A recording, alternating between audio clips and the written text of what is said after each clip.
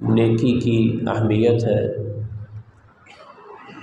کہ نیکی کا ہماری دنیاوی زندگی اور اخروی زندگی میں کیا کردار ہے، اور اس کے مقابلے میں گناہ ہماری دنیاوی اور اخروی زندگی میں ہمارے لیے کس قدر نقصان دہ ہے اور اس میں کس قدر تباہیاں موجود ہیں۔ اس پہ بعض باتیں آپ کے سامنے رکھنی ہے۔ اللہ تعالیٰ کے پاس توفیق ہے، اللہ تعالیٰ ہمیں فہم دے اور کتاب و سنت پر عمل کی توفیق عطا فرمائے۔ ایک بات جو شروع میں ہی ذہن میں رکھ لیں وہ یہ کہ نیکی، اس کو عربی زبان میں معروف کہتے ہیں،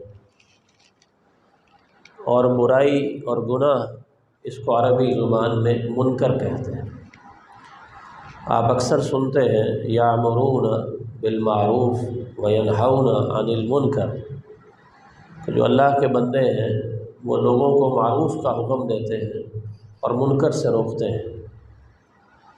تو معروف نیکی ہے اور منکر برائی کے لیے لفظ استعمال ہوتا ہے۔ یہ دونوں الفاظ فی نفسہ ہی اپنے معانی میں بہت واضح ہیں۔ معروف کا لفظ تعارف سے ہے، ہم اردو میں بھی استعمال کرتے ہیں فلاں چیز بہت معروف ہے، اس کا اچھا تعارف ہے، اور منکر کا لفظ انکار سے ہے۔ گویا معروف ایک ایسی چیز ہے جو ہماری ہے اور ہمارا اس سے تعارف ہے، وہ ایک معروف چیز ہے، ہم اسے ظاہر کرنا چاہتے ہیں اور اپنے قریب دیکھ کر یا خود کو اس کے قریب دیکھ کر ہم طمانینت میں آتے ہیں، چونکہ وہ ہماری چیز ہے اور معروف ہے۔ اور منکر ایسی چیز جس کا ہم انکار کر رہے ہیں، اس کا ہمارے ساتھ بھلا کیا تعلق ہے؟ جھوٹ کی نسبت مسلمان کے ساتھ کیا ہو سکتی ہے؟ گناہ کی نسبت ایک مسلمان کے ساتھ کیا ہے؟ اسے دیکھتے ہی مسلمان انکار کر دے گا کہ یہ میری چیز نہیں ہے، نہ میرے بڑوں کی ہے، نہ بڑوں کے بڑوں کی ہے۔ ہمارے بڑے علماء تھے، ائمہ تھے، محدثین تھے، ان کا تعلق تو معروف سے تھا، ان کا تعارف تو نیکی سے تھا۔ صحابہ وہ نیکیوں کے ساتھ متعلق لوگ تھے۔ ہمارا تعلق انبیاء کی جماعت کے ساتھ ہے، ہم ان کے پیروکار اور متبعین ہیں، ہمارا تعلق نیکی کے ساتھ ہے۔ اس سے اوپر حضرت آدم تھے، حضرت آدم ان کو اللہ نے حکم دیا، تو ہماری جو سنہری لڑی ہے وہ تو یہ چل رہی ہے، اور اس پوری لڑی کا جو تعلق ہے وہ نیکی سے ہے۔ یسارعون فی الخیرات، یہ سارے کے سارے معروف اور نیکی کے کاموں میں جلدی کرنے والے تھے، قریب ہو کے آگے ہو کے اسے ملنے والے تھے۔ والسابقون السابقون اولئک المقربون، سبقت لے جانے والے نیکی کے معاملے۔ منکر انکار کا معنی ہے، نہ یہ ہمارا ہے نہ ہمارے بڑوں کا، یہ تو ایک لڑی جھوٹے لوگوں کی ہے، دھوکے دینے والوں کی ہے، منافقین کی لڑی ہے۔ اس کے اوپر ہر دور کے خناس اور غلط لوگ شامل رہے۔ اللہ کے رسول کے دور میں ابو لہب، ابو جہل جیسے لوگوں کا راستہ یہ ہے، اور اس سے اوپر فرعون، حامان، شداد اور قارون جیسے لوگوں کا یہ راستہ ہے، اور اس سے اوپر بڑھتے ہوئے یہ ابلیس کے ساتھ جا ملتا ہے۔ ہمارا اس کے ساتھ کیا تعلق ہے؟ منکر، ہم انکاری ہیں اس بات کے، رشوت کے انکاری ہیں، غیر اللہ کی عبادت کے انکاری ہیں، بدعات کے انکاری ہیں، جھوٹ اور منافقت کے انکاری ہیں، بے حیائی، بے پردگی کے انکاری ہیں۔ اس کا ہمارے ساتھ کہاں تعلق ہے؟ یہ برائی ہمارے گھر میں کہاں سے گھس آئی؟ یہ تو اجنبی ہے، ہمارے ساتھ اس کا کوئی تعلق نہیں۔ یہ دو الفاظ اتنے واضح ہیں معروف اور منکر کے، کہ یہ خود بخود ہی نیکی کے افادیت، نیکی کی بلندی، اس کا اونچا پن، اس کے ساتھ جڑنے سے ملنے والا ایک اچھا تعارف اس کو خود بخود واضح کرتا ہے۔ اور منکر خود بخود انسان انکار کرتا ہے۔ ہر نیکی کرنے والا اللہ کے لیے کرتا ہے، لیکن اگر کسی کو اللہ کے حکم سے پتہ چل جائے تو اچھا محسوس ہوتا ہے، انسان دکھاوا نہ کرے۔ اور منکر اور برائی اللہ نہ کرے انسان کے جسم کے ساتھ لگ جائے، انسان شرمندہ ہوتا ہے، چھپاتا پھرتا ہے، خواہش کرتا ہے اس کا کسی کو پتہ نہ چلے۔ جب یہ دو بنیادی چیزیں واضح ہیں تو ہمیں نیکی اور برائی، اس کے فائدے اور نقصانات دنیا اور آخرت کے، ان کے بارے میں سوچنا چاہیے۔ ایک بہت عام جملہ جو ہماری زندگیوں میں چلتا ہے وہ آسانی کا ہے۔ اللہ تعالیٰ آسانی دے دے، اللہ مجھے آسانی دے دے، میرے کاروبار میں آسانی کر دے، اولاد کے لیے آسانی کر دے، نماز پڑھنے میں، روزہ رکھنے میں اللہ تعالیٰ آسانی کر دے۔ کتنے ہی لوگ ہیں آپ ان کو دیکھتے ہیں، ان کی زندگی بہت آسان ہوتی ہے، اور کتنے لوگ ان کو آپ دیکھتے ہیں کہ چھوٹے چھوٹے کاموں کے لیے مصیبت میں پھنسے ہوتے ہیں۔ سبب کیا ہے؟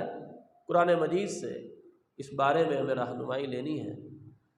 اللہ تعالیٰ فرماتے ہیں فَأَمَّا مَنْ آتَى وَاتَّقَى وَصَدَّقَ بِالْحُسْنَى فَسَنُيَسِّرُهُ لِلْيُسْرَى۔ جو بندہ تین نیکیوں سے اپنی نسبت قائم کر لے، تین نیکیوں میں سے پہلی کیا ہے کہ وہ خود نیکی کی تصدیق کر دے، اس کے سامنے نیکی آئے، اس کے سامنے معروف کام آئے، خیر کا کام آئے، اس سے منہ پھیرنے کی بجائے تصدیق کرے یہ بات بالکل ٹھیک ہے۔ روزہ رکھنا ہے، جی اللہ کا حکم ہے، اس کے رسول کا حکم ہے۔ یہ نماز پڑھنی ہے، جی اللہ کا حکم، اس کے رسول کا حکم۔ چہرے پہ داڑھی رکھتے ہیں، جی اللہ کا حکم، اس کے رسول کا حکم ہے۔ آپ دعا کریں میرے اندر کمی ہے، اللہ تعالیٰ دور کر دے۔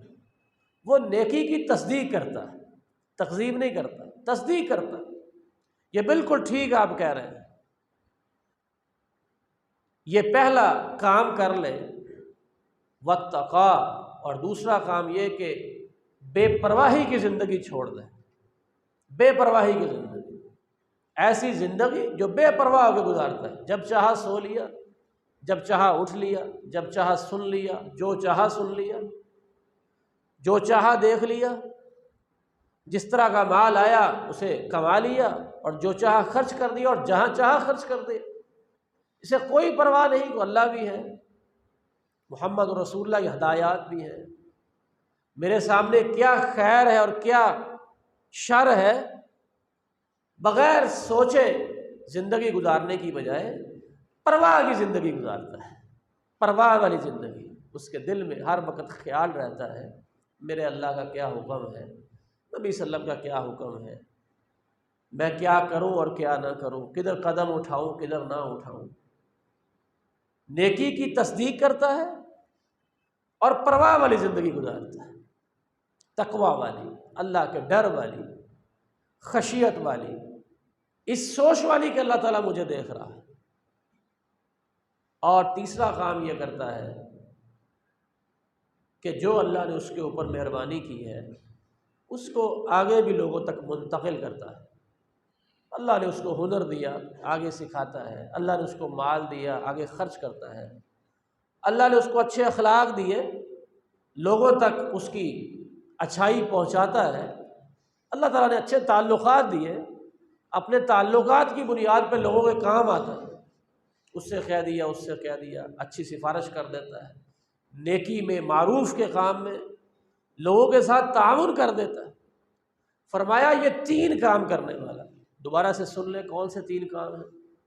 جب بھی زندگی میں نیکی سامنے آ جائے، پتہ چل جائے اللہ رسول کا حکم ہے، فوراً گردن جھکا دیں، ہاں میں مانتا ہوں اللہ رسول کا حکم، اور پرواہ والی زندگی گزارے، ہاں مجھے اس وقت سونا چاہیے، اس وقت جاگنا چاہیے، یہ دیکھنا یہ نہیں دیکھنا، یہ سننا یہ نہیں سننا، پرواہ والی زندگی۔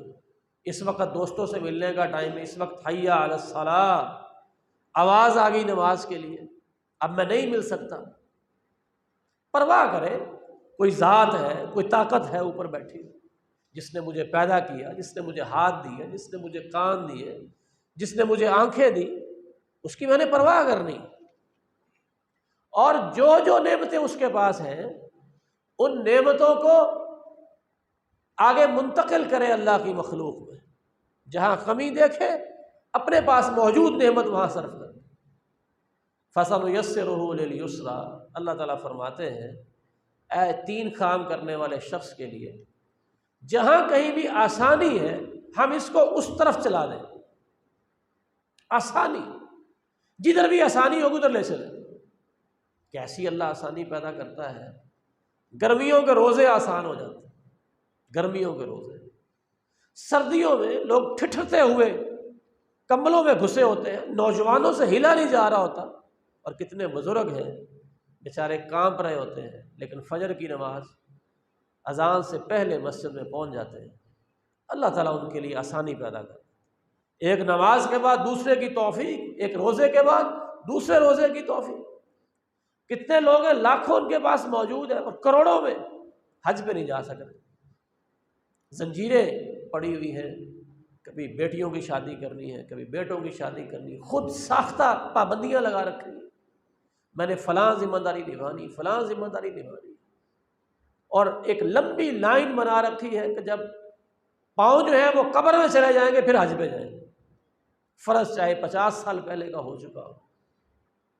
مشکل بن رہی ہے، لیکن کتنے لوگ ہیں جو کئی سالوں کی کمیٹیاں ڈال کے اللہ کے گھر چلے جاتے ہیں، اللہ تعالیٰ آسان کر دیتا ہے ان کے لیے۔ سبب کیا ہے؟ 3 باتیں، وہ نیکی کی تصدیق کرتے ہیں، پرواہ والی زندگی گزارتے ہیں، اور جو ان کے پاس اللہ کی نعمتیں آگے خرچ کرتے ہیں۔ اس کے مقابلے میں ایک دوسرا بد نصیب آدمی ہے، فَأَمَّا مَن بَخِلَ وَاسْتَغْنَىٰ وَكَذَّبَ بِالْحُسْنَىٰ، اس کے سامنے جب بھی نیکی آتی ہے وہ اس کی تکذیب کر دیتا۔ صحیح حدیث ہے اللہ کے رسول سے، ایک شخص کو آپ نے دیکھا وہ الٹے ہاتھ سے کھانا کھا رہا ہے، کھانا کل بے یمینک، آپ نے فرمایا اللہ کے بندے سیدھے ہاتھ سے کھانا کھاؤ، اللہ نے ان کاموں کے لیے سیدھا ہاتھ رکھا ہے، باقی کام ہوتے ہیں صفائی ستھرائی والے، پاؤں دھونے والے، ناک صاف کرنے والے، وہ بائیں ہاتھ سے اس مقصد کے لیے اللہ نے بنایا ہے، آپ سیدھے ہاتھ سے کھاؤ۔ آگے سے اللہ کے رسول سے کہتا ہے بد نصیب آدمی مجھ سے نہیں کھایا جاتا۔ چاہیے یہ تھا اگر تو نہیں کھا رہا تو اس سے غلطی ہوئی تو کیا ہے، جی مجھ سے غلطی ہو گئی، آپ ٹھیک فرما رہے ہیں، اللہ نے آپ کو حکم دیا، آپ مجھے پہنچا رہے ہیں، مجھ سے سستی ہو رہی ہے، آپ دعا کریں اللہ تعالیٰ مجھے توفیق عطا فرما دے، میں آئندہ یہ غلطی نہ کروں۔ لیکن یہ آگے سے مذاق کے رنگ میں بات کر رہا ہے، کہتا نہیں کھایا جاتا۔ اللہ کے رسول ناراض ہوئے اور آپ نے فرمایا کہ اللہ کرے تو اس سے نہ کھایا جائے۔ حدیث شریف میں آتا ہے اس کا دایاں ہاتھ ساری عمر اس کے پہلو سے اٹھ کے اس کے منہ تک نہیں جا سکے، فالح زدہ ہو گیا، اور اللہ نے مستقل اس کی طاقت چھین۔ چاہیے یہ کہ انسان کو سمجھایا جائے کہ آپ نماز میں سستی کرتے ہیں، آگے سے بڑے بڑے بول بولنے کی بجائے اللہ نے قرآن میں فرمایا کہ یہ منافقین کی علامتیں ہیں کہ نماز میں سستی کے ساتھ آتے ہیں، سستی کے ساتھ آتے ہیں۔ کوئی بتائے کہ آپ جھوٹ کے الفاظ کہہ رہے تھے، امانت میں آپ کو دھیان نہیں کر رہے تھے، توجہ کیا کریں۔ آپ جب کبھی لڑتے ہیں تو گالی آپ کے منہ پہ آ جاتی ہے، یہ مناسب بات نہیں ہے، اہل ایمان کی نشانیاں نہیں ہیں۔ آپ نے فلاں وعدہ کیا پورا نہیں کیا، تو وعدہ خلافی کرنا یہ کوئی اچھی بات نہیں ہے، تو فوراً کہے ہاں یہ میری کوئی انا کا مسئلہ نہیں ہے، یہ اللہ رسول کا حکم ہے، میرے اندر غلطی تھی، میں آئندہ کوشش کروں گا انشاءاللہ اس غلطی سے باز آ جاؤں گا، آپ بھی میرے لیے دعا کریں اللہ تعالیٰ مجھے اس کی توفیق عطا فرمائے۔ لیکن اس کی بجائے جھوٹ کا رویہ اگر اپناتا ہے، اس کی بجائے آگے سے تکذیب کرتا ہے نیکی کی، اس کا نتیجہ کیا نکلے گا؟ اس شخص کے لیے اللہ آسانی نہیں دے گا۔ دوسری غلطی اس کے اندر یہ ہے کہ یہ شخص نیکی کی تقزیب کے ساتھ پرواہ کی زندگی گزارنے کی بجائے بے پرواہی کی زندگی گزارتے ہیں، جبکہ بے پرواہ کون ہے؟ اللہ کی ذات۔ نبی صلی اللہ علیہ وسلم کی یہ دعا ہے، اللہم انت الغنی ونحن الفقراء، اے اللہ آپ بے پرواہ ہیں ہر سب اسباب سے، ہم فقیر ہیں، منگتے ہیں، کلاش ہیں آپ کے سامنے، ہم محتاج ہیں، ہمیں محتاجی ہی زیب دیتی ہے، ہم بندے ہیں، ہمیں بندگی ہی زیب دیتی ہے، آپ بے پرواہ ہیں۔ سارے لوگوں کی عبادت آپ کی بادشاہت میں اضافہ نہیں کرتی، سارے لوگوں کے گناہ آپ کی بادشاہت میں کمی نہیں کرتے، آپ سب سے بلند اونچی ذات والے ہیں۔ اللہ تعالیٰ کی یہ شان ہے، یہ بندوں کی شان نہیں ہے۔ اور اگر بندہ ہونے کے بعد بے پرواہی کی زندگی گزارے، مجھے کیا پرواہ ہے، جب چاہوں سو جاؤں، موبائل کھولا ہے ایک غلط چیز ہے ایک صحیح چیز ہے، مجھے کیا پرواہ ہے، احتیاط کروں۔ جس نے آنکھیں دی ہیں، جس نے کان دیے، مجھے کیا پرواہ ہے، سوچوں کیوں دیے۔ وہ بھول جاتا ہے کہ اللہ تعالیٰ جو اس کے ذکر سے اعراض کرتا ہے اس کی معیشت تنگ کر دیتے اور قیامت کو اس کو اندھا کر کے اٹھائیں گے، اور وہ کہے گا میں تو اچھا خاصا دیکھتا تھا، کذالک، اللہ کہیں گے ہاں ہاں اسی طرح ہی ہے، تو نے دنیا میں ہماری آیات آنے کے باوجود ان کو دیکھا ہی نہیں، تو کیا دیکھتا تھا؟ جو ہم دکھانا چاہتے تھے، جس کے لیے آنکھیں دی، بینائی دی، آپ نے اس کو تو دیکھا نہیں، آپ نے اس کو دیکھا ہی نہیں، آپ وہ دیکھتے رہے جو آپ کے من میں آئے۔ جب آپ نے ہماری دی آنکھوں سے ان کے دینے کا حقیقی مقصد ہی نہیں پہچانا تو گویا آپ نے نہیں کام لیا ان آنکھوں سے۔ آج ہم نے وہ آنکھیں واپس لے لی، اندھوں کی طرح تم رہو گے، ہم نے بھی تجھے بھلا دیا جیسے آپ نے ہمیں بھلایا۔ پرواہ والی زندگی نہیں گزارتا، سوچتا نہیں ہے، غور نہیں کرتا۔ اور وَأَمَّا مَن بَخِلَ، اس کے اندر تیسری غلطی یہ ہے کہ جو اللہ نے اس کو نعمتیں عطا فرمائی ہیں ان نعمتوں میں بخیلی سے کام لیتا، سام بن کے بیٹھا ہوا ہے، ہزاروں ہو جائیں، لاکھوں ہو جائیں، انہی چکروں میں پڑا ہوا ہے، اللہ کی دیگر مخلوق پہ خرچ نہیں کر رہا۔ یہ تین گناہ کے کام جس شخص کے اندر آ جائیں وہ یہ بات جان لے، فَسَنُيَسِّرُهُ لِلْعُسْرَىٰ، اللہ تعالیٰ فرماتے ہیں کہ جہاں کہیں تنگی ہوگی ہم اس کو ادھر کو چلا دیں گے اور وہ راستہ اس کے لیے آسان کر دیں گے۔ ادھر پھنس جائے گا، آگے ایک اور گڑھے میں پھنس جائے گا، ایک اور مصیبت اس کو آ لے گی، ایک اور مصیبت اس کو پھنسا لے گی، اور انہی تنگیوں کے اندر زندگی گزارتا ہوا آخر موت کے منہ میں چلا جائے۔ اللہ تعالیٰ سے پناہ مانگنی چاہیے، اللہ میں ایسی زندگی سے پناہ۔ آپ دیکھیے معاشرے میں آنکھیں کھول کے آپ کو یہ دونوں کردار نظر آئیں گے، دونوں کردار۔ کتنے لوگ ہیں جن کی لاکھوں روپیہ انکم ہے لیکن نیکی کی تکذیب کرتے ہیں، اللہ کی پرواہ نہیں کرتے، بخیلی کی زندگی گزارتے ہیں، اسی چکر میں پھنس جاتے ہیں لاکھوں کو کروڑوں کیسے کرنا ہے۔ جو لاکھوں موجود ہیں ان کو بھی خرچ نہیں کر پاتے اور ان کو بھی انجوائے نہیں کرنے دیتے، نہ خود کرتے ہیں نہ اہلیہ بچوں کو کرنے دیتے ہیں، ساری جگہ پہ عجیب زندگی گزارتے ہیں۔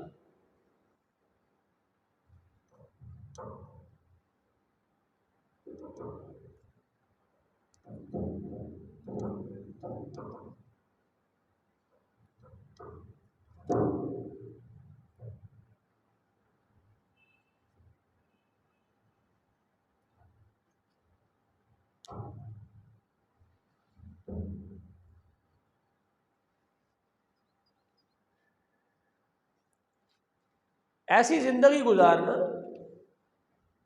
ان کے لیے کیا کرتا ہے؟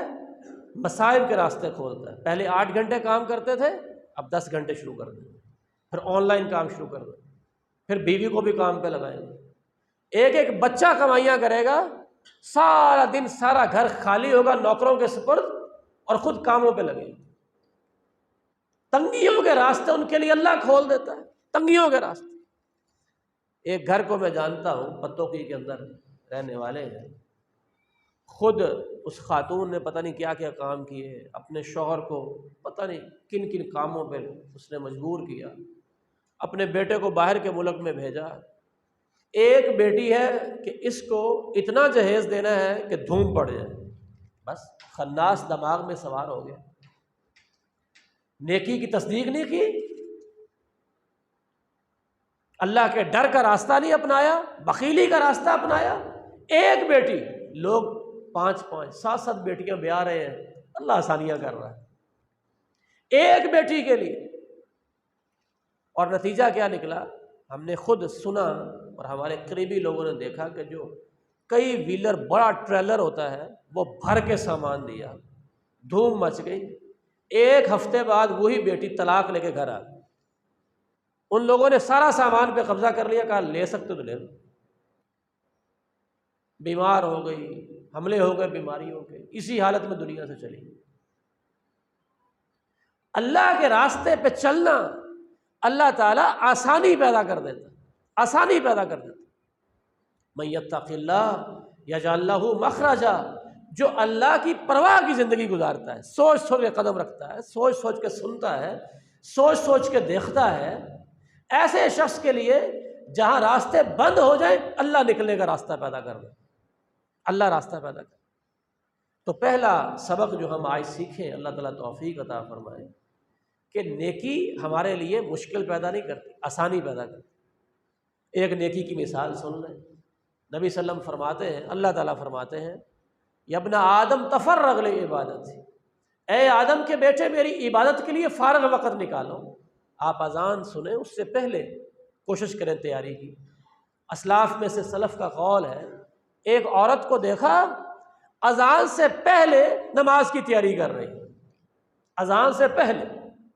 لوگوں نے پوچھا اللہ کی بندی ابھی تو اذان بھی نہیں ہوئی، اس نے جو جملہ بولا کمال کا تھا، کہتی ہے میں اس نکمے غلام اور نوکر کی طرح نہیں ہونا چاہتی جو ہمیشہ تب ہی کام شروع کرتا ہے جب اس کا مالک اسے حکم دیتا ہے، میں اس اچھے نوکر کی طرح ہونا چاہتی ہوں جسے پہلے ہی پتا ہے میرے مالک کی خواہش کیا پتہ نہیں ہے 12:40 پہ اذان ہو رہی، اذان ہوگی تو اٹھیں گے۔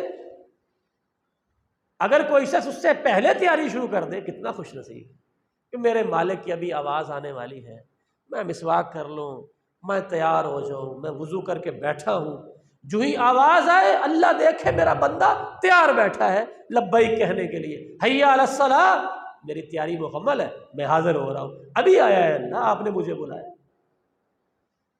اے آدم کے بیٹے میری عبادت کے لیے فارغ وقت نکالو۔ یہ فراغت لفظ تفرغ اپنے اندر 2 طرح کی فراغت رکھتا ہے، ذہنی بھی جسمانی بھی، اور ایسی فراغت جو پورے تکلف کے ساتھ، اہتمام کے ساتھ، یعنی باقاعدہ اپنے کپڑوں کا دھیان رکھے، اپنے وضو کا دھیان کرے، مسواک اور پوری تیاری کرے، اور جو الجھنے ساری دماغ میں ان کو نکال پھینکے کہ میں نے اب اللہ کے سامنے جانا ہے، کوئی الجھن ساتھ لے کر نہ جائے، پوری طرح فراغت سے اللہ کی عبادت کرے۔ کیا ہوگا؟ اب کر تو عبادت رہا ہے، اللہ آسانی کیسے پیدا کرے گا؟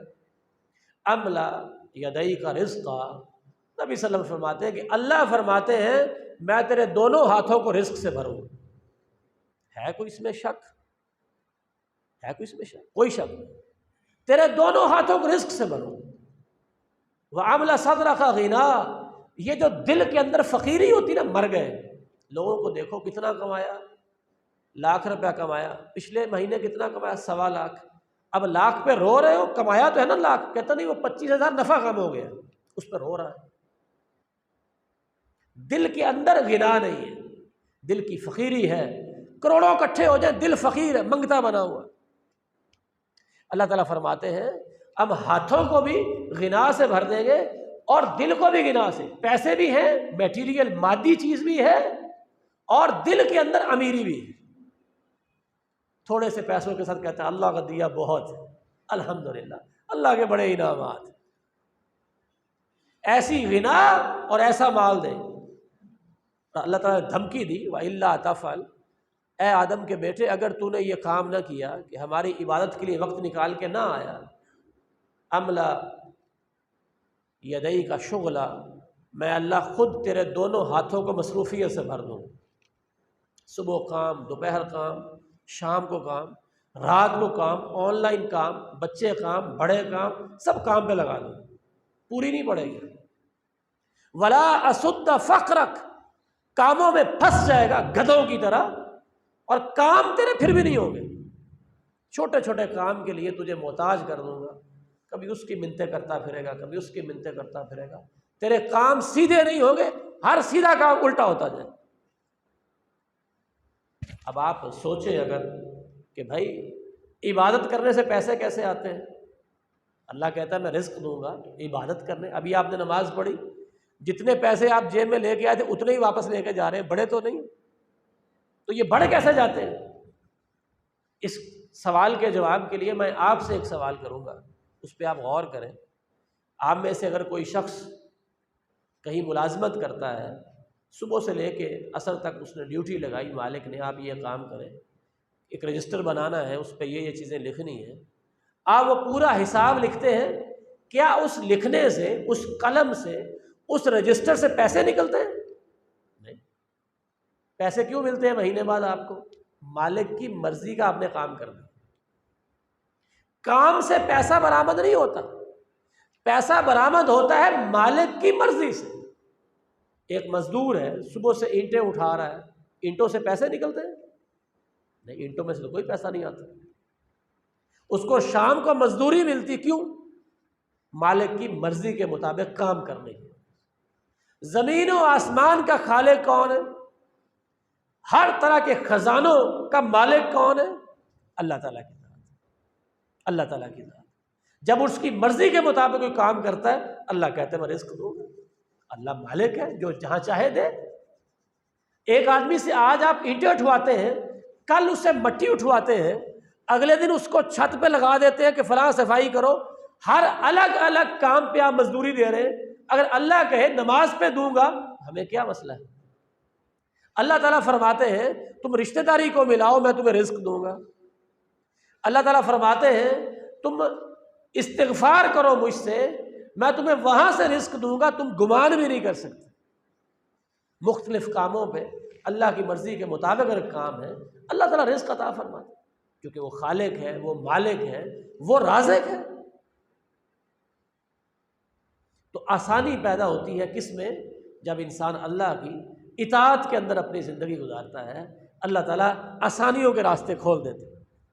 دیکھیں ہم لوگ تجارت کرتے ہیں، مجھے امید ہے یہاں کئی تاجر لوگ تشریف فرما ہوں گے، اللہ تعالیٰ آپ کا آنا قبول فرمائے، آپ کو برکتیں دیں۔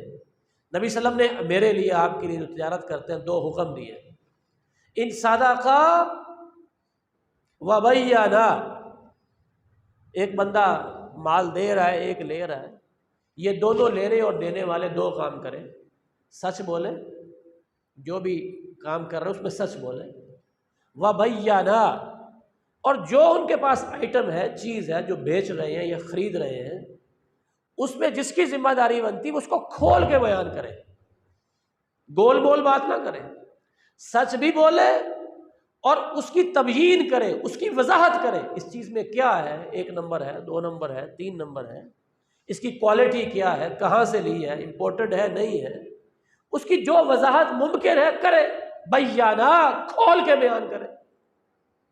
کیا ہوگا؟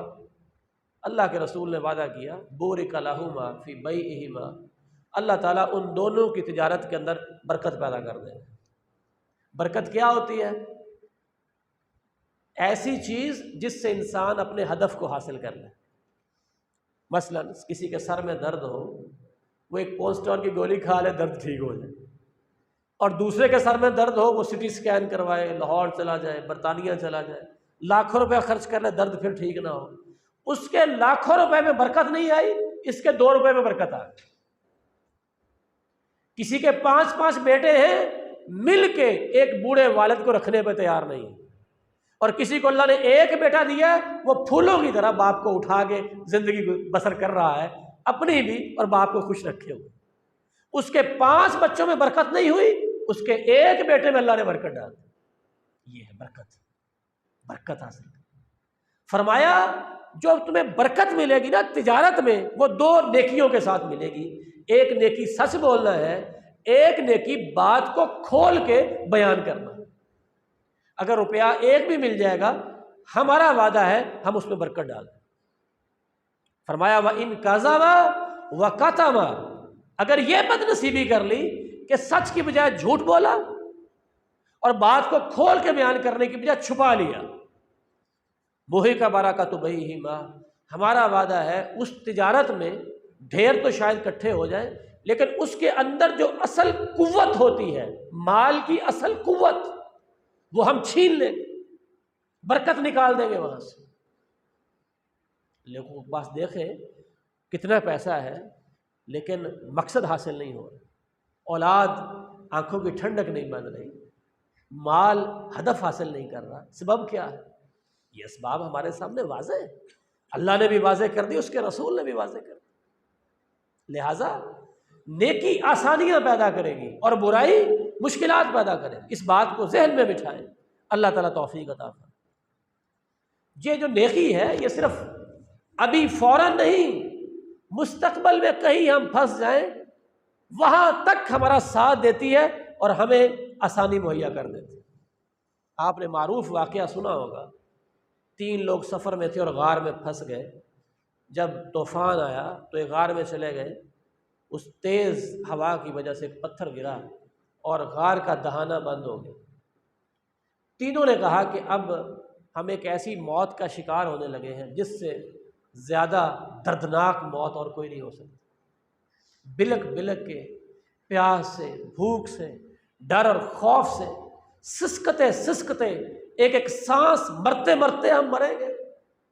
اتنی بری موت، کسی کو آواز نہیں دے سکتے، کسی کو بلا نہیں سکتے، کوئی رابطہ نہیں ہے، کوئی ہماری مدد نہیں کر سکتا۔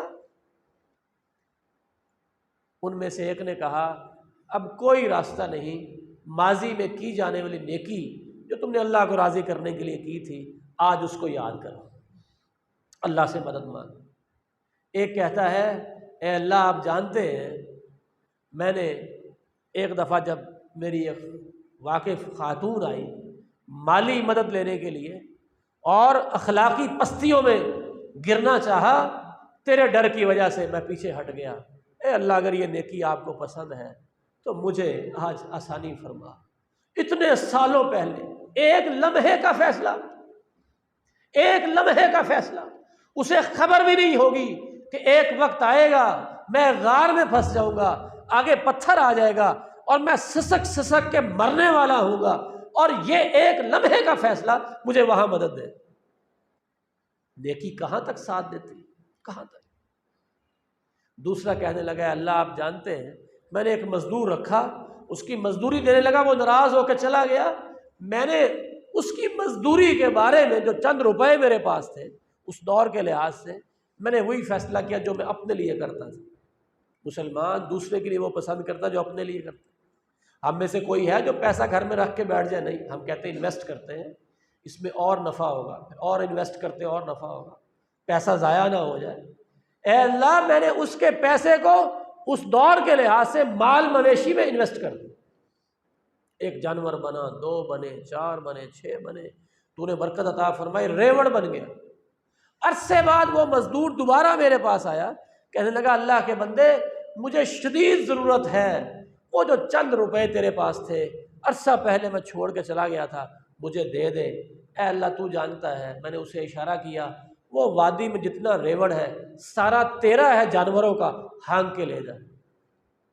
وہ مجھے کہتا ہے مجھے مذاق نہ کرو، میں تو چند روپے لینے کے لیے آیا۔ میں نے کہا نہیں اللہ کی قسم یہ تیرا مال ہے، میرا نہیں ہے، میں نے اس پر محنت کی اور اس محنت کے بدلے اس کا دودھ استعمال کرتا رہا، اصل راس المال بھی تیرا تھا اور اس کے اوپر جو اضافہ ہوا وہ بھی تیرا، لے جا سارا۔ اے اللہ تو جانتا ہے میرے سامنے وہ پورا ریوڑ ہانک کے لے گیا، تیرے علاوہ کوئی نہیں جانتا تھا اس ریوڑ کا مالک کون ہے، وہ کہیں دعویٰ بھی نہیں کر سکتا تھا میرے خلاف، اسے علم ہی نہیں تھا۔ اگر تو میں نے تجھے راضی کرنے کے لیے عمل کیا، آج میری مدد فرما۔ اللہ نے پتھر اور پیچھے کر دیا۔ تیسرا کہتا ہے تو جانتا ہے بکریاں چرانے دور چلا گیا، واپس آیا، میری امی جان اور میرے ابا جان وہ میرا انتظار کرتے کرتے بھوک سے لیٹ گئے، سو گئے، میں نے بچوں پر اپنے والدین کو ترجیح دی، بچوں کو ترجیح نہیں دی، اور میں نے اتنا باریکی کے ساتھ سوچا۔ نوجوان غور سے سنیں، اللہ تعالیٰ سمجھنے کی توفیق عطا فرمائے۔ رات کو 12 بجے آج کے زور زور سے دروازے کھٹکھٹانا، امی کھول کیوں نہیں رہی، ابا دروازہ کیوں نہیں کھولتا؟ کس قدر حماقت! وہ اللہ کا بندہ اتنا باریک بھی ہے، اتنا حساس ہے، کہتا میرے والدین بھوکے سوئے، میں نے ان کو اٹھایا بھی نہیں، حالانکہ ضرورت کس کی ہے؟ امی ابا کی، میں نے اٹھایا نہیں۔ بڑھاپے کی عمر میں بڑی مشکل سے آنکھ لگتی ہے، ایسا نہ ہو کہ دوبارہ آنکھ نہ لگے، میں جا کے سویا بھی نہیں کہ پہلے بھوکے سوئے ہیں، کہیں آنکھ کھلے اور دیکھے کہ کھانے کے لیے پھر کچھ نہیں، ان کو کتنی تکلیف ہوگی۔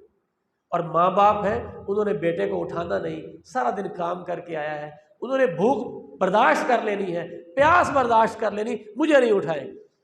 میں نے فیصلہ یہ کیا، وہ پیالہ اٹھا کے ان کے پاس بیٹھ گیا اور وہیں انتظار کرتا رہا، جب ان کی آنکھ کھلی میں نے فوراً پیالہ ان کے سامنے پیش کیا، ابا جان آپ پیجئے، امی جان آپ لیجئے، میں لیٹ ہو گیا تھا، اور پھر ان کو میں نے دودھ پیش کیا۔ اے اللہ، یہ عمل اندھیروں کے اندر کوئی ویڈیو نہیں بن رہی تھی، اندھیروں کے اندر کوئی سوشل میڈیا نہیں تھا، اندھیروں کے اندر تیرے علاوہ کوئی نہیں دیکھ رہا تھا، اگر تیری رضا کے لیے میں نے یہ عمل کیا، آج میری مدد فرما اور اس مصیبت سے میری جان چھڑا دے۔ اللہ تعالیٰ کا حکم ہوا، پتھر پیچھے ہٹ گیا اور وہ تینوں سلامت باہر آئے۔ آج نہیں، نیکی کر دریا میں ڈال، جب مصیبت میں 10 سال بعد 20-50 سال بعد کہیں انسان پھنسے گا، اللہ تعالیٰ اس کو معاون بنا کے وہاں پر لے آئے۔ ہلکی بات ہے یہ، کسی کو پتہ نہیں غار میں کہاں پھنسا ہوا ہے، اللہ مدد کر۔ اس کا ایک الٹ بھی ہے، قاضی شریح تھے، بہت بڑے قاضی القضاء، تابعین کے دور کے، چیف جسٹس سے اس عدالت کے، اتنے بڑے عہدے پہ اس عظیم دور کے اندر، ان کے ہاتھ پہ ایک پھنسی نکلی، وہ پھوڑے میں تبدیل ہو گئی، اس پہ شدید درد تھا۔ اپنے سامنے اپنے ہاتھوں کہتے ہیں آج سے 40 سال پہلے اس ہاتھ نے ایک گناہ کیا تھا، یہ اس کی سزا ملی۔ کیا سمجھ آئی؟ اگر گناہ سے توبہ نہ کی جائے تو وہ گناہ اپنی آلائشیں لے کر، اپنی نحوست لے کر کبھی بھی گناہ کرنے والے کے اوپر حملہ آور ہو جاتا، اسے پکڑ لیتا۔ اللہ تعالیٰ رحم فرمائے۔ لہٰذا نیکی اتنے سالوں کے بعد بھی مدد کرتی ہے اور گناہ پکڑ لیتا۔ نیکی اتنی عظیم شے ہے کہ یہ صرف ہمارے آپ کے اوپر اثر نہیں کرتی، بلکہ ہماری اولادوں کو بھی فائدہ دیتی، ہماری اولادوں کو۔ صحابہ میں سے ایک کا عمل ہے کہ سجدہ کرتے پھر دل کرتا کہ میں سجدے سے سر اٹھا لوں، لیکن بیڈ روم میں اپنے قریب چھوٹے چھوٹے بچوں کو، اپنی اولاد کو سویا ہوا دیکھتے اور پھر وہاں پر اپنا سجدہ لمبا کر دیتے، اللہ کی اور تعریفیں بیان کرتے اور ذہن میں سورۃ الکہف کا واقعہ لے آتے۔ آپ سب کو یاد ہے، میں صرف یاد دہانی کروا رہا ہوں، حضرت موسیٰ اور حضرت خضر کا واقعہ۔ کتنی عظیم شخصیتیں علیہم السلام، ایک دیوار کو گرتا دیکھ کر اس کو بنا رہے ہیں۔ پوچھا گیا آپ کیوں بنا رہے ہیں؟ کیوں بنا رہے ہیں؟ کہا اس کے نیچے خزانہ تھا۔ کن کا؟ ابا جی فوت ہو گئے ہیں، 2 یتیم بچے ہیں، لیکن ابا کی صفت کیا تھی؟ وَكَانَ أَبُوهُمَا صَالِحًا، یہ 2 یتیم بچے ان کے والد گرامی قدر نیکی کرنے والے تھے، دنیا میں نہیں ہیں، چلے گئے، ان کی نیکی یتیم بچوں کے کام آ رہی ہے۔ اللہ عظیم شخصیات کو بھیج کر موسیٰ علیہ السلام جیسی شخصیت، جناب خضر جیسی شخصیت اپنے نیک بندے کے بچوں کے مال کی حفاظت کروا رہے ہیں۔ آپ سمجھ نہیں رہے نیکی کتنی اہم ہے، اور نیکی کہاں جا کے انسان کے کام آتی ہے، کہاں جا کے کام آتی ہے۔ اور اس کے برعکس ایک دوسری جگہ پہ ایک بچے کو دیکھا حضرت خضر نے اللہ کے حکم سے، اس بچے کو قتل کر دیا۔ حضرت موسیٰ نے پوچھا کیوں قتل کیا؟ فرمایا اللہ تعالیٰ کے علم میں تھا ان یرہقہما طغیانا وکفرا، کہ یہ جو بچہ بڑا ہو کے سرکش بن جائے گا، اپنے والدین کو طغیانی میں اور سرکشی میں لے جائے گا۔ فابواہ مؤمنین، لیکن مسئلہ یہ تھا کہ اس بچے کے امی بھی ابو دونوں ایمان والے تھے، اللہ تعالیٰ کو ان کا ایمان بڑا پسند تھا، اللہ نہیں چاہتا تھا ان کے ہاں نافرمان اولاد پیدا ہو، جو اللہ کی بھی نافرمان ہو، والدین کے لیے بھی مصیبت کا باعث بن جائے۔ اللہ تعالیٰ نے بچہ واپس لے لیا، فَأَرَدْنَا أَن يُبْدِلَهُمَا رَبُّهُمَا خَيْرًا مِّنْهُ زَكَاةً وَأَقْرَبَ رُحْمًا۔ والد اور والدہ کا ایمان اللہ کو اتنا پسند آیا، اللہ نے ایک بچہ لے لیا، اس کی جگہ ایک اور بچہ ہم دیں گے جو بہت پاکیزہ ہوگا اور رحم دلی کرنے والا ہوگا۔ اللہ تعالیٰ ایمان کی بنیاد پہ اولادوں کی سلیکشن کرتا ہے۔ آپ سمجھ رہے ہیں بات کو؟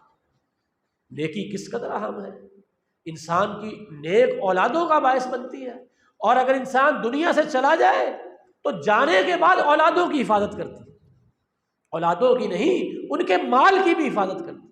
اللہ اکبر کبیر۔ اور یہی حالت میرے بھائیوں قبر کے اندر، ہم اکیلے ہوں گے، کوئی پرسان حال نہیں ہوگا، اس اکیلی جگہ پہ اللہ کے رسول نے فرمایا کہ میت وہاں پڑی ہے، اس کے حساب کتاب ہوں گے، اور ہر طرف سے اس کے پاس عذاب آئے۔ اللہ تعالیٰ اپنی پناہ میں رکھے۔ ہر طرف سے عذاب آئے گا، سر کی طرف سے، دائیں جانب سے، بائیں جانب سے، پاؤں کی طرف سے۔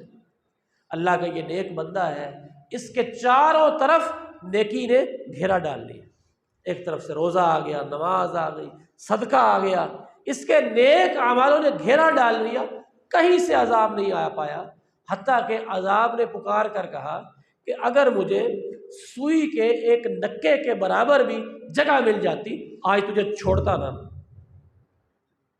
چاروں طرف سے نیکی نے اس کا ساتھ دیا، پناہ بن گئی۔ نبی صلی اللہ علیہ وسلم کی حدیث ہے، جو شخص رات کو سونے سے پہلے 30 آیتوں والی سورت کی تلاوت کر لیتا ہے۔ کون سی سورت ہے؟ سورت الملک۔ اللہ تعالیٰ ہم سب کو توفیق دے، سورہ ملک کی تلاوت کر لے، یہ اپنے پڑھنے والے کی طرف سے قبر میں جھگڑا کرے گی، اس کے لیے معافی کی بات کرے گی، یہاں تک کہ اس کی سفارش کو قبول کر لیا جائے۔ آپ اندازہ کیجئے، رات کے اندھیرے میں انسان سوتا نہیں، نیند کو غالب نہیں آنے دیتا، اکیلا ہے، کوئی دیکھ نہیں رہا، وہاں کوئی سپیکر نہیں لگے ہوئے، اور وہ اس سورت کی تلاوت کر رہا ہے کہ جو اگلا اندھیرا آنے والا ہے وہاں میرے کام آ جائے۔ اس اندھیرے میں جہاں کوئی چیز کام نہیں آئے گی، وہاں یہ سورت اس کے کام آ رہی۔ آپ اندازہ کریں کس قدر نیکی کہاں کہاں کام آتی، کہاں کہاں۔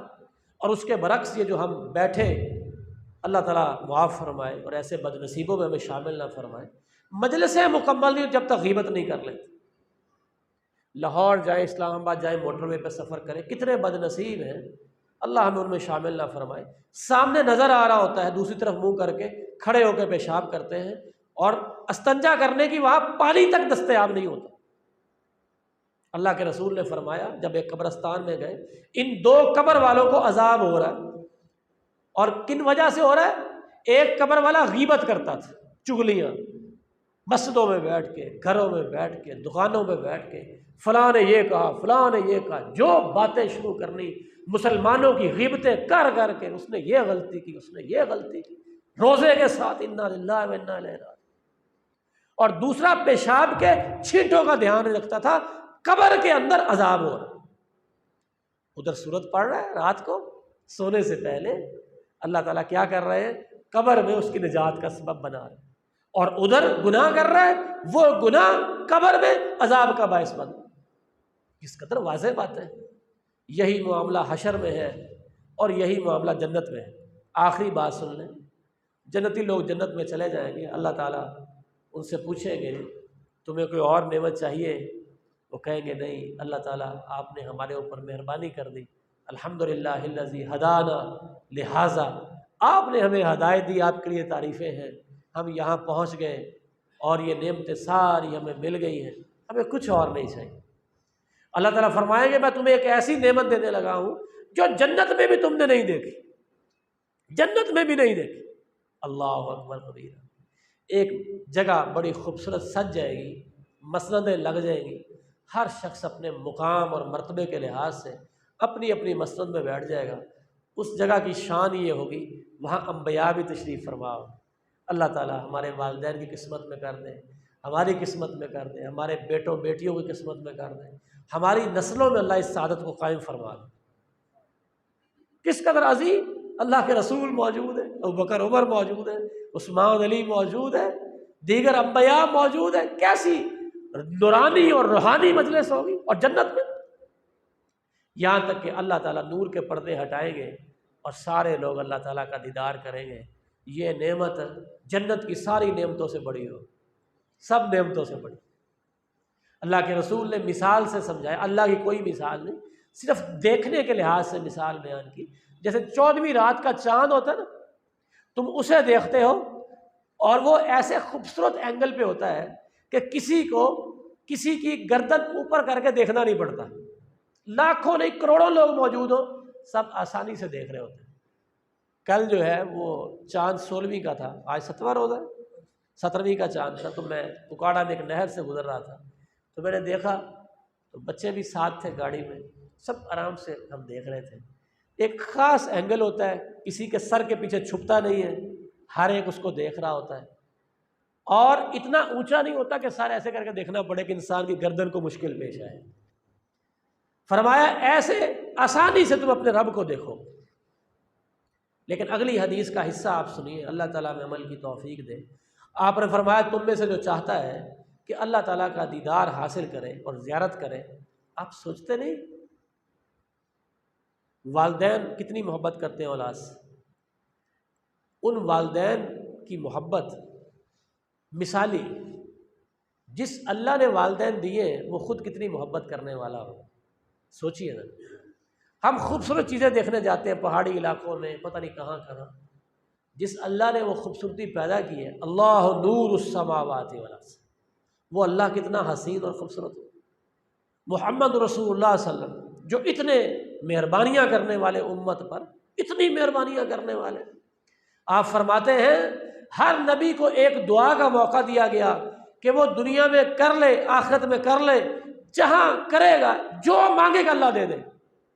ہر نبی نے دنیا میں وہ موقع استعمال کر لیا، میں نے استعمال نہیں کیا، قیامت کے دن اپنی امت کے لیے سفارش کروں گا۔ کیسی شفقت ہے پیارے رسول کی اپنی امت کے ساتھ، آپ اندازہ کریں۔ اتنے عظیم نبی، اتنے مہربان، اتنی رحمتیں کرنے والے، اتنے رؤوف الرحیم، رحمت للعالمین، جس اللہ نے ہمیں وہ نبی دیا وہ خود کتنا مہربان ہو، آپ اندازہ کریں۔ اور اس اللہ کی زیارت اور دیدار کس قدر عظیم ترین گھڑی ہوگی، اس کے سامنے جنت کی نعمتیں کم تر ہو جائیں گی۔ اللہ کے رسول نے فرمایا تم میں سے جو چاہتا ہے اس نعمت کو حاصل کر لے، اسے کیا کرنا ہے؟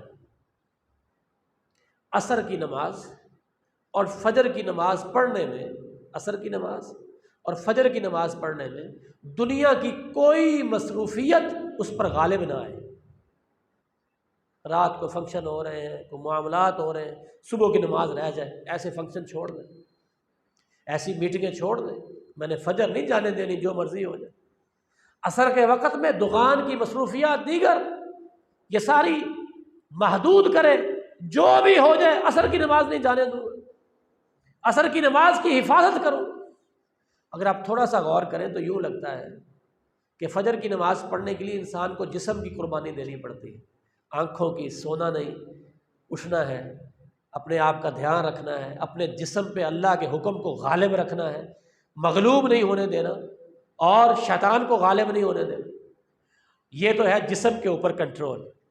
اور عصر کی نماز پہ مال پر قابو پانا پڑتا ہے، مال کی محبت اللہ کی محبت پر غالب نہ آنے پائے۔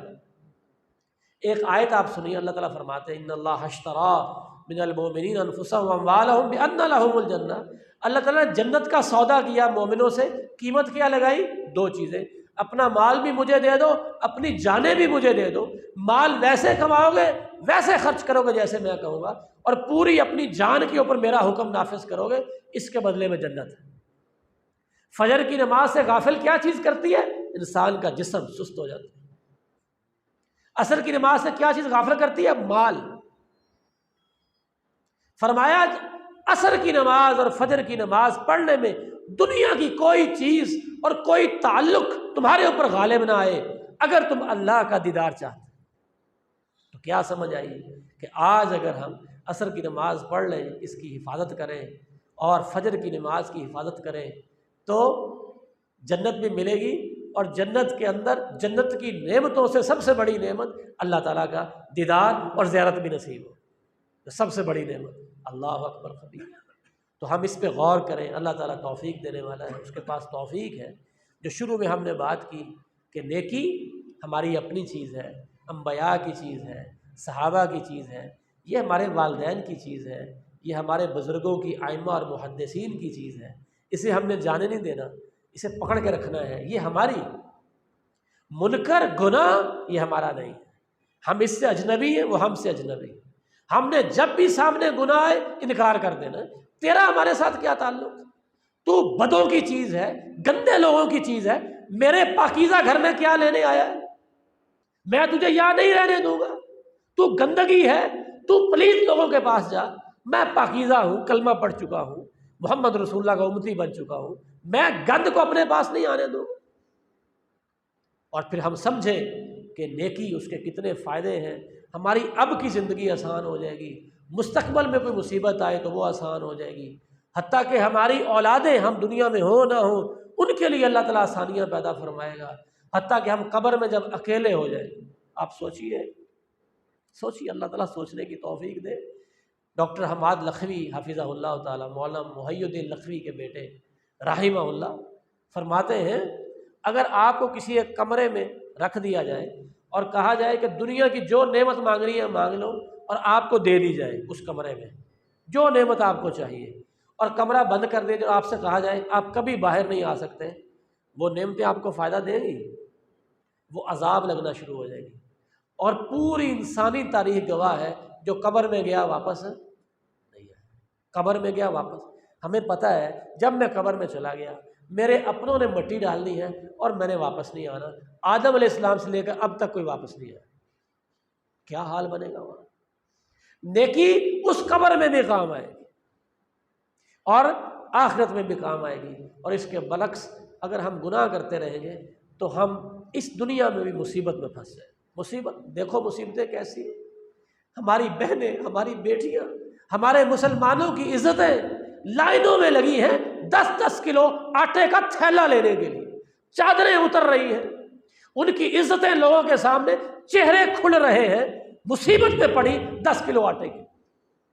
لیکن جب اللہ کے بندوں نے رسول اللہ کے دور میں، تابعین کے دور میں اللہ کی اطاعت کی، حضرت عمر بن عبدالعزیز رحمہ اللہ کے دور میں لوگ زکوٰۃ لے کے نکلتے تھے، جس کو غریب سمجھ کے دینے لگتے وہ آگے سے کہتا میرے پاس بھی زکوٰۃ کا مال پڑا ہے، آپ کو چاہیے تو بتائیے۔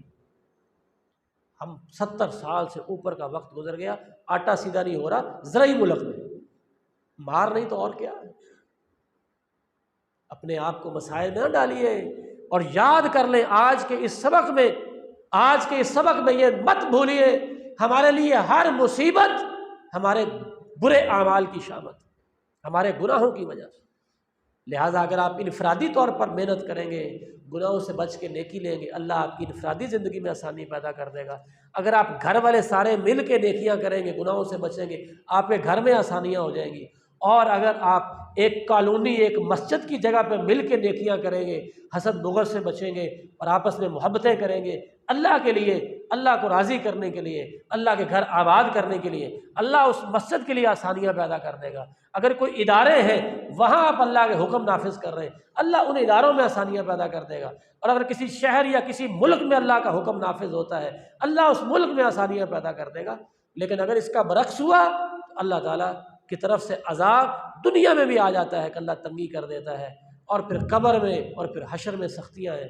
اللہ تعالیٰ ہمارے لیے آسانیاں پیدا فرمائے، نیکی کی محبت اللہ ہمیں نصیب فرما دے، ہمارے دلوں میں اللہ نیکی پیدا کر دے، اور ہم نیکی کے ساتھ اپنا تعلق قائم کر لیں اور گناہ سے اپنے آپ کو بچائیں، تاکہ دنیا آخرت ہماری کامیاب ہو جائے۔ اللہ تعالیٰ کے پاس توفیق ہے، ہم اسی سے مانگتے ہیں۔ وأقول قولي هذا وأستغفر الله لي ولكم ولسائر المؤمنين وآخر دعوانا أن الحمد لله رب العالمين۔ السلام علیکم ورحمۃ اللہ وبرکاتہ۔